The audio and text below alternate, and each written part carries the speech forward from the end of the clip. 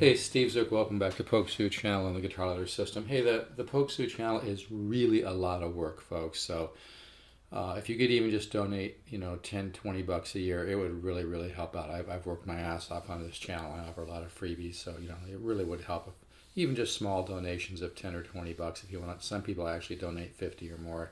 It's all up to you. You can send it to Steve Zook, the number 7, not spelled out, at yahoo.com. That's my PayPal, or I can send you an invoice. Again, that's Steve, STEVEZOOK, the number 7 at yahoo.com. If you want to PayPal it to me.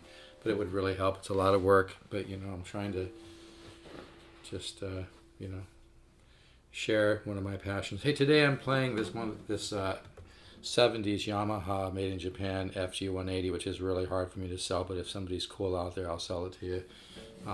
It's got a small little hole that could be filled in cheaply on the back, but it really has the sound. I've used it for some recordings and it sounds unbelievable.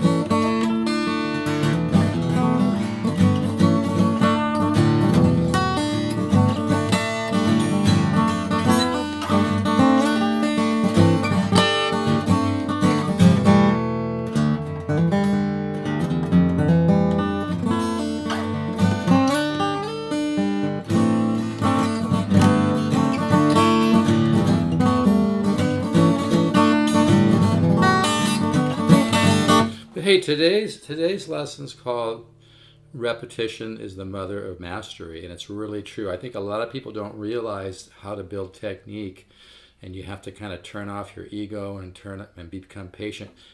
Simple things like this will build technique. Even played this slow. Now I'm muting to create a little more tension.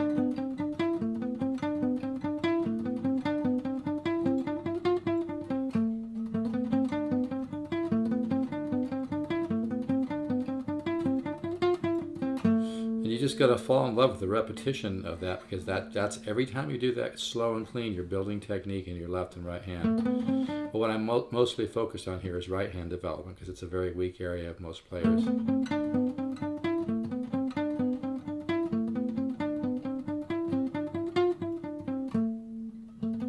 And the accents, hear that? That's really important. That builds your right hand and helps your subconscious get a kind of a reference point for the leg. That accent, bam, bam, bam, as opposed to just, okay, so you,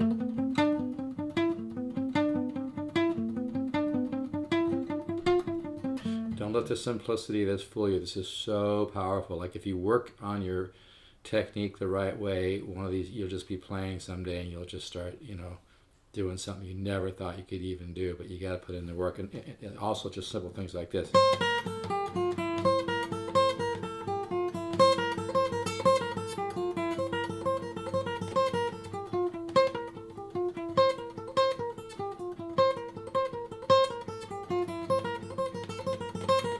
No, I'm in Dadgad right now, but I just want to make that point. It's that repetition.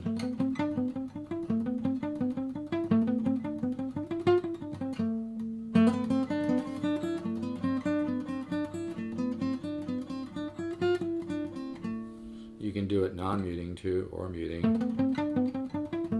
It's a little harder to do it when you mute, so that's why it's good for your right hand technique.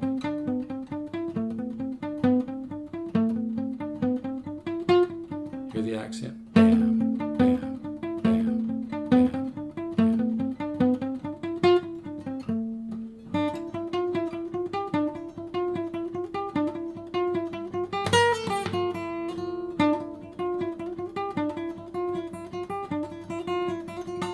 I've been kind of getting into almost, it reminds me of like a bagpipe. The other day I went for a walk at the park and somebody was playing a bagpipe, and man, they were good too. But they were doing these kind of repetitive scales, then throwing in double triplets and little things, and it really sounded cool at the park. Loud too, man. But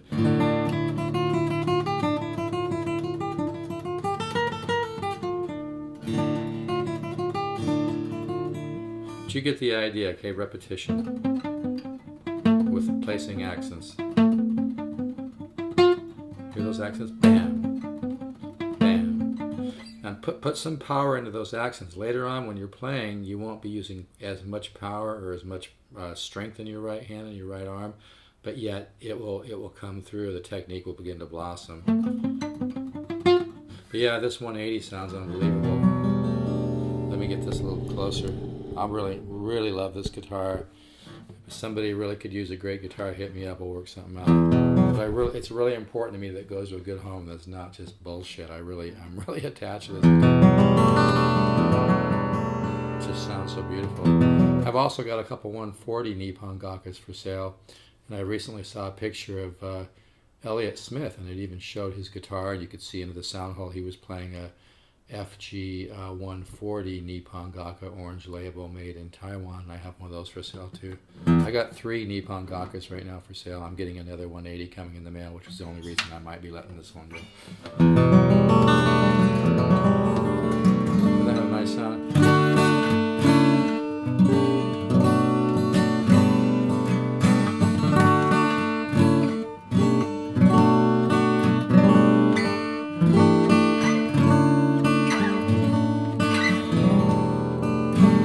Sounds like an orchestra to me, man.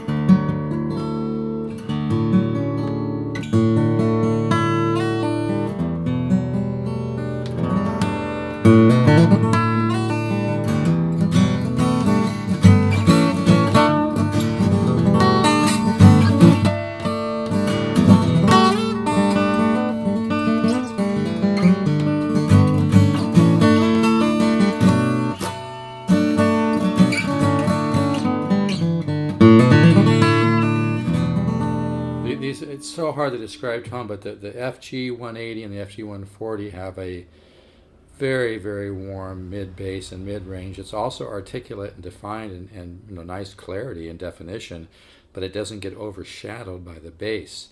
A lot of acoustic guitars are so shit howdy bassy that they kind of ruin the tone, or they're just stiff.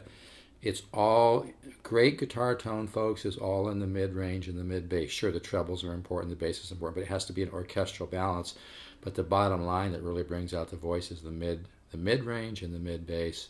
And that's these if you can find a good Nippon Gakka 140 or 180, they just have such a beautiful woody mid range and mid bass, and just a mountain warmth. It's really, I've owned at 64. I've been playing since I was 8. I've owned a ton of guitars, including pre-war Martins, tons of Alvarez, all kinds of stuff. And there's a lot of great guitars out there, but the great ones are few and far between. But these 180s and 140s are really special. And this one I'm really gonna miss. But if somebody's cool, I'll sell it to you.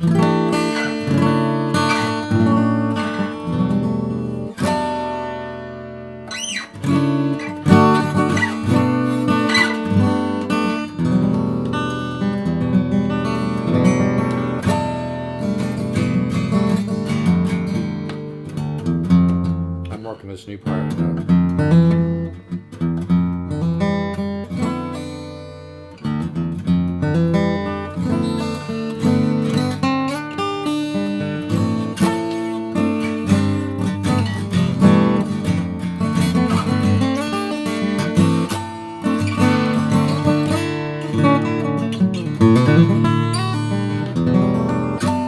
What a tone, huh?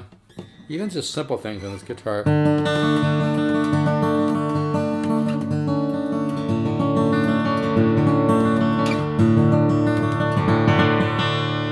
Man, what's that? It's got some pre-war Martin in it, man.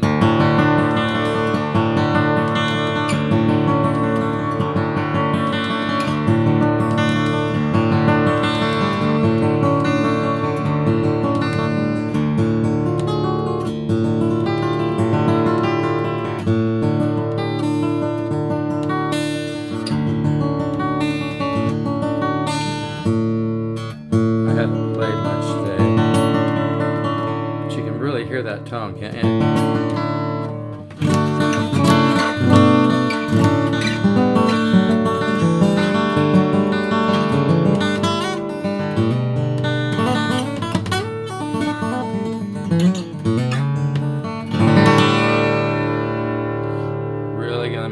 guitar, and I'm not kidding. I want to sell it to somebody cool because I freaking love this guitar. Really don't want to sell it, but I can't hang on to every great guitar I get.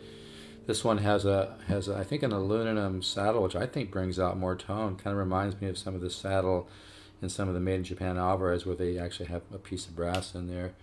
And then this has also got, looks like an aluminum nut. I think that helps to really bring out the tone of this guitar. Brings out a little bit more of a wooden bell type sound. Kind of, like I said, reminds me of a pre-war Martin.